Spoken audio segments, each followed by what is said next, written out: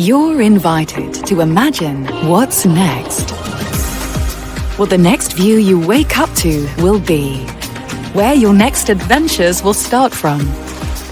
Your perfect space to entertain. And your sanctuary to unwind in.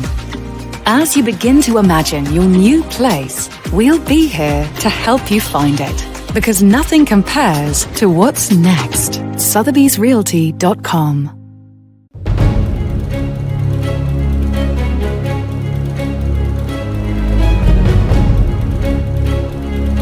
India's longest bridge on the Arabian Sea, the 22 kilometers Atal Setu that links the island city of Mumbai with its fast-growing hub Navi Mumbai, was inaugurated today by the Prime Minister Narendra Modi. A 2.5-hour road travel is now reduced to a smooth 25-30 minutes ride, starting in Sewri, South Mumbai and ending at Chirle between Nhava Sheva. Let's begin the urban agenda with hearing what the Prime Minister had to say on this critical and important infrastructure. Mumbai और महाराष्ट्र के साथ ही विकसित भारत के संकल्प के लिए बहुत बड़ा, बहुत ऐतिहासिक है। आज विकास का ये उत्सव भले ही मुंबई में हो रहा है, लेकिन इस पर पूरे देश की नजर है। आज दुनिया के सबसे बड़े सी ब्रिज में से एक ये विशाल अटल सेतु देश को मिला है। ये हमारे उस संकल्प का भी प्रमाण है कि भारत के विकास के लिए हम समंदर से भी टकरा सकते हैं, लहरों को भी चीर सकते हैं। An upbeat Prime Minister referring to the absolute engineering marvel that Atal Setu Sea Bridge is. Take a look at some of the best ways in which Mumbai Trans Harbour Link will benefit Mumbaikars in their own words.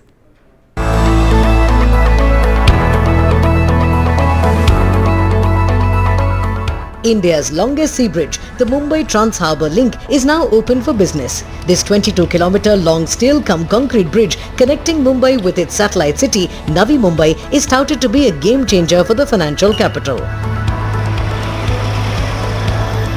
While the excitement around Mumbai Trans Harbour Link, officially named as Atal Setu Nhava Sheva Sea Link, popularly referred to as Atal Setu, is evident, the biggest benefit comes from the connectivity boost to the region. In terms of commuting and connectivity, it connects Mumbai to Navi Mumbai, and it connects, there are interchanges at Mumbai, there are interchanges at Shivri, there is an interchange at Shivaji Nagar, that is Ulve, and then there is an interchange at Jasai, and then there is an interchange at Chirle. So there are several interchanges, and this is going to improve the connectivity. The first is in terms of connectivity. The second is in terms of time. The time which it takes today to go, say, from Mumbai, to Chirle would be something like a quarter to 2 hours, and that will be brought down 22 minutes on the bridge and say 10-12 minutes on either side to reach to your destination. So the time is the second thing that will be substantially saved, and the third major thing is the impact that will have on the environment. Because of smooth moving traffic and because of lesser commuting distance, there will be an overall improvement in the reduction in the carbon footprint. The reduced travel time and smoother flow of traffic from Mumbai to Navi Mumbai and Pune, though, does not come cheap. A toll of Rs 250 for a single trip and Rs 375 for a return journey has been fixed by the Maharashtra government. Cost apart, urban planners also caution on encouraging more private cars ownership with improved infrastructure. 70,000 vehicles are projected to use the Mumbai Trans Harbour Link. The Mumbai Trans Harbour Link has been planned to reduce travel distance from about 52 kilometers now to about 22 kilometers. So definitely the carbon emissions and the traffic will reduce because of this. But we have to think of in the long run, perhaps, when we go by the typical transportation theory of induced demand, which says that as you provide more infrastructure, the number of cars are going to increase, or the number of vehicular transportation is going to increase, and hence in the long run we have to really see what kind of carbon emissions will result if you're looking at 10, 20, 50 years down the line. Environment experts caution that while utmost care has been taken to protect marine life when building the bridge, limiting sound and light pollution and not disturbing the natural living habitat is critical for Mumbai Trans Harbour Link that is built to last 100 years. Built to last 100 years by MMRDA in partnership with Tata Projects and L&T. We also asked Dr. Sanjay Mukherjee, Metropolitan Commissioner of MMRDA, on the progress of the associated road infrastructure which are necessary for the optimum use of the sea link.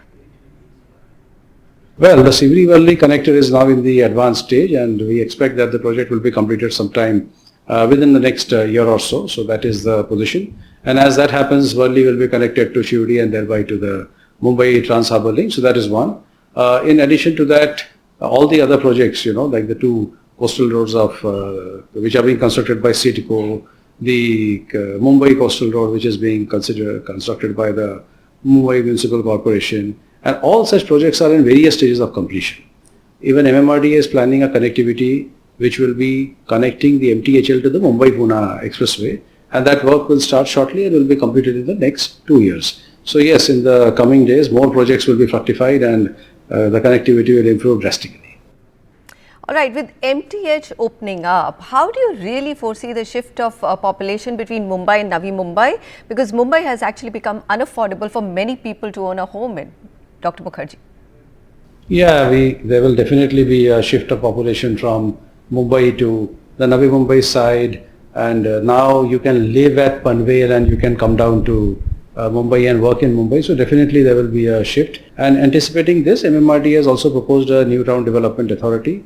The matter has been approved in our authority, which is chaired by the Honorable CM. And now it is with the Government of Maharashtra in the Urban Development Department for a decision on that. Okay, let's welcome our next two important guest speakers, Hafeez Contractor, Principal Architect and Founder AHC, and Sanjay Dutt, Managing Director, Tata Realty Infrastructure. From these two, we would like to know, is the Atal Setu sea link as big a game changer as it's touted to be? Mr. Contractor, over to you first. You've been very vociferously talking about the facelift that Mumbai needs and all the infrastructure which is happening. You've taken on environmentalists to say, no, we need this infrastructure.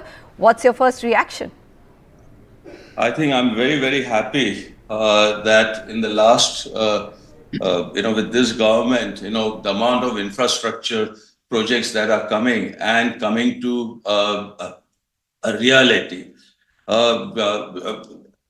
I feel that, as you just said it, that, we need some more space, we need affordable housing, and with the new airport over there, on the other side of the sea, and with this road connecting, the whole focus point, and there will be a new city developing over there. And the best part about this is that with the Naina, we are having more FSI, buildings can be much bigger, the area should be affordable. And what we have been talking about, that the future cities of India should be dense and intense, and they should be concentrated, so that in the future we can have underground, transit systems, and we have to leave more space open for greenery and environment. And right. That is what will happen with this development. Today, Mumbai has about something like 603 square kilometers. And with all of this, the remaining area that is going to be influenced by this is something like more than 1,000 acres. So it'll be a complete transformation of the city, a complete transformation of the new kind of affordable housing. Okay. Mr. Contractor, let me come back to you later on that affordable housing point, because from the time a decade ago that the new airport was announced, prices have just been climbing up. But yes, in relation to Mumbai Island right now that we call or speak of course, Navi Mumbai is much cheaper. Sanjay, let me come to you. Your first reaction, is it really going to be a game changer? That's what it's being touted as, and that's where I need your views. It is a game changer, Manisha. This vision was envisaged about 30 years ago. to decongest Mumbai. And the reason was that the density in Mumbai was not sustainable. However, we built Navi Mumbai and we did build good infrastructure there.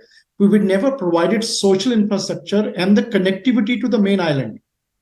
And this connection will reduce the gap in a same way the Worli Bridge did between South Mumbai to Bandra and the rest of the suburbs. If you recall, Manisha, Bandra used to be 5,000 rupees per square feet in terms of residential value. And South Mumbai, Kolaba, Malabar Hill, they were like 1 lakh rupees per square feet. Today, Bandra is nearly 70 to 80,000 rupees per square feet. And this is exactly the kind of impact that you will see on the eastern side of the bridge. With this bridge connectivity, the values will shoot up because simply there'll be better social infrastructure, new international airport, better connectivity, and therefore there'll be jobs. Even IT jobs are moving on that side. So when you have full rounded growth, it impacts the city and its future. So I'm listening to you and saying, all right, so, with that fantastic Bandra Sea Link, if Bandra has gone up to 80,000 rupees per square foot and become unaffordable, isn't exactly the same picture that's likely to emerge in Navi Mumbai and again make the whole region unaffordable for Mumbaikars? Mr. Contractor, come in here. I mean, people are paying crazy amounts of money to live in matchbox homes in Mumbai. So, this entire premise that if you have a new infrastructure, it leads to more affordable housing seems to be falling flat pretty much in many parts of or let's say areas of top cities, areas around top cities. What my friend was talking about, the area of Bandra is just some few square kilometers. What we are talking about is something like 1,000 square kilometers. And we need this kind of an area for the bursting population of our country. Mumbai attracts a lot of people for new jobs. And with this kind of an area coming, the prices will definitely come down. And mind you, with the new DCPR, the FSI also has increased. So we will be having a lot of bulk, and with that, the prices will be affordable. And that is what for any housing, the prices should be affordable for the person to buy it. And it should be on parity with the kind of earning that he has. The maximum number of people, we cannot afford houses in Bandra and South Mumbai. It's a very, very fair enough. I think you made a very important point that you're opening up 1,000 kilometers. You're not opening up a small area like Bandra, right? And Sanjay, so coming back to you, Ulve, Panvel, Karjat, Dronagiri, I'm not going to talk about Alibag. It's the playground of the rich and famous. We don't want to go there. But these are the markets which are actually affordable. You have some really big developers there. You have Godrej, you also have Lodha, you have Arihant. Tell me, what is the price difference right now? Are you looking to buy more land? I'm sure you must have been looking, knowing that the Trans Harbour Link is going to open this year. Just give me the sense of pricing, and are you going to recommend that people actually look at buying affordable homes or mid-income homes there? No, nobody has to tell. I'm going to ask Sanjay this, sir. I'll come back to you. Okay. Manisha, I definitely recommend buying homes and investments, even in land, in Navi Mumbai, for the reasons we just discussed. I also wanted to clarify, Hafeez is absolutely right. The land in Bandra versus Navi Mumbai, there's a big difference. But there is a reverse price arresting that happens. So when new markets open up, the escalating price in the island city, which became too unsustainable, will actually be relieved because of this new supply of land in the Navi Mumbai, which is now will be more accessible through this Trans Harbour Link. So Manisha, I highly recommend that we invest in Navi Mumbai market, even though I must say the speculation kicked in about a few years ago, so the prices are already up. But I do believe, even from long-term point of view, It is still affordable compared to Mumbai, and one should invest there. Of course, compared to Mumbai, everything looks affordable. But that's not the only point that we will look at. I'm going to hope that, we are able to create a stock of 50 to 60 lakh rupee homes, livable, at least 750 square feet. That's my dream for Mumbaikars as Navi Mumbai has opened up with better connectivity. All right, the buzz around India's financial capital, as Mr. Contractor has said, is not just about Mumbai Trans Harbour Link. There's almost $100 billion worth of infrastructure projects ongoing in the maximum city. We'll come back and ask a simple question. Will that actually improve the living quality of Mumbaikars? Stay with us.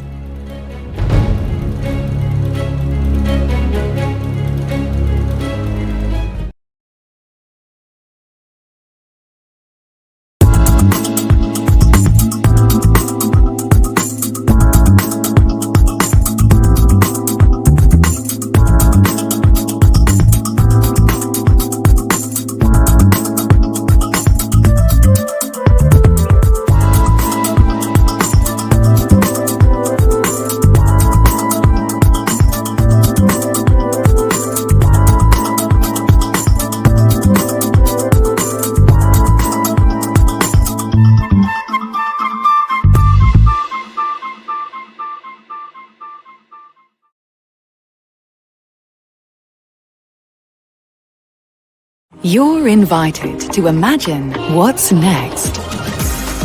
What the next view you wake up to will be. Where your next adventures will start from. Your perfect space to entertain. And your sanctuary to unwind in. As you begin to imagine your new place, we'll be here to help you find it. Because nothing compares to what's next. Sotheby'sRealty.com.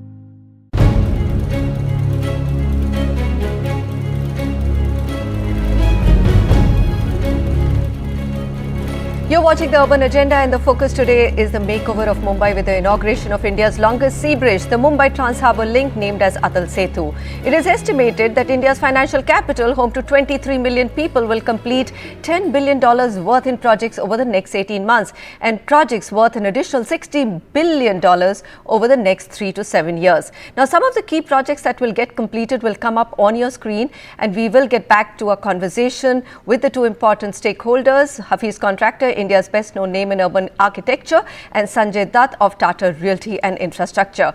Mr. Contractor, a city's quality of life is not its infrastructure alone, it's a quality of life that people lead. My question, all this money being spent, will it end up improving the per square foot of open space for people living on the island and make their life easier and more affordable? See, I don't just see, we've been talking only of this, the bridge as just a connection.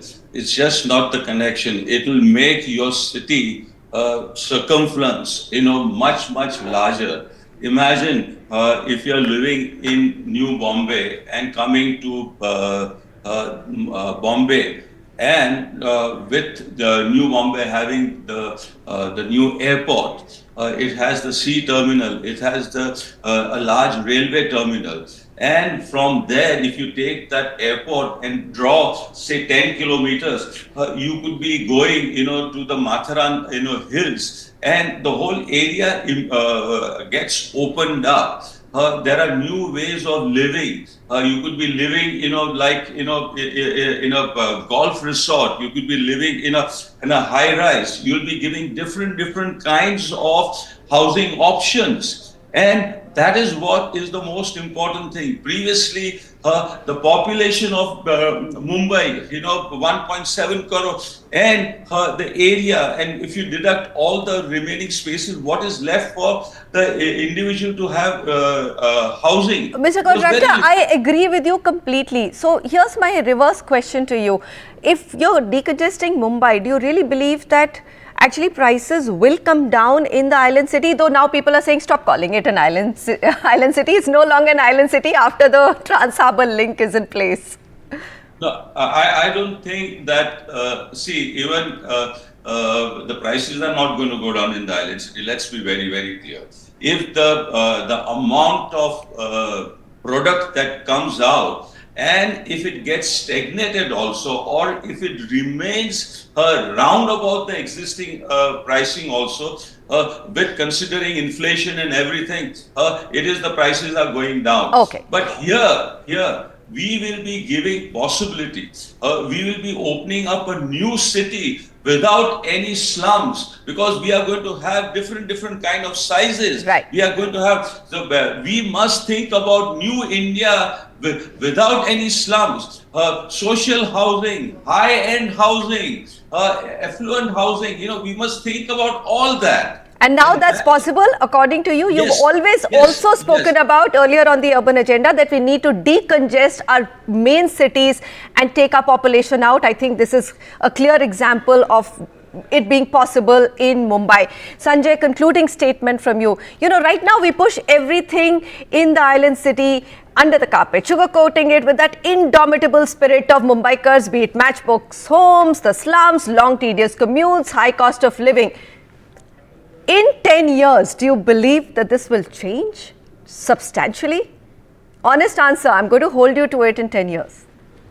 Manisha, the same momentum of infrastructure investment has to continue to really make a real difference.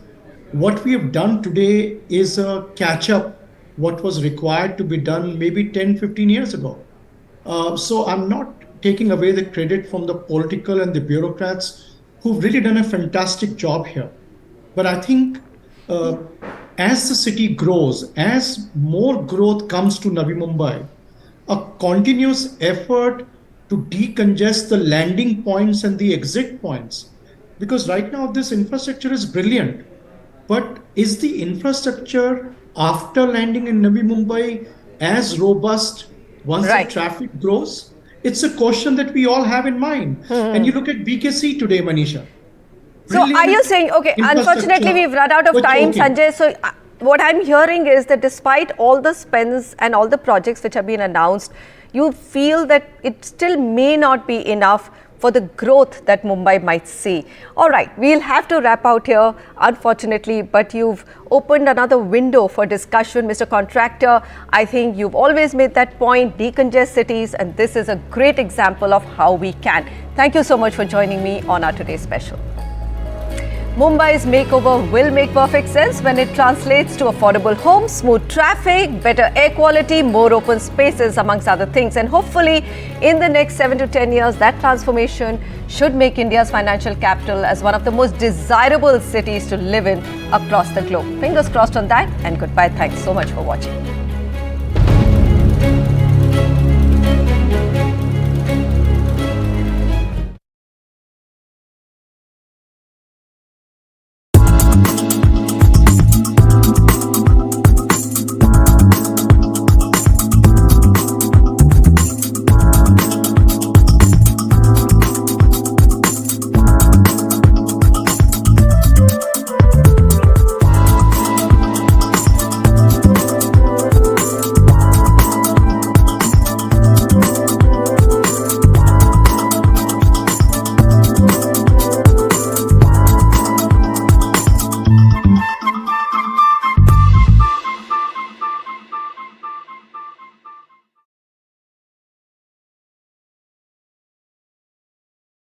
You're invited to imagine what's next. What the next view you wake up to will be. Where your next adventures will start from. Your perfect space to entertain. And your sanctuary to unwind in. As you begin to imagine your new place, we'll be here to help you find it. Because nothing compares to what's next. Sotheby'sRealty.com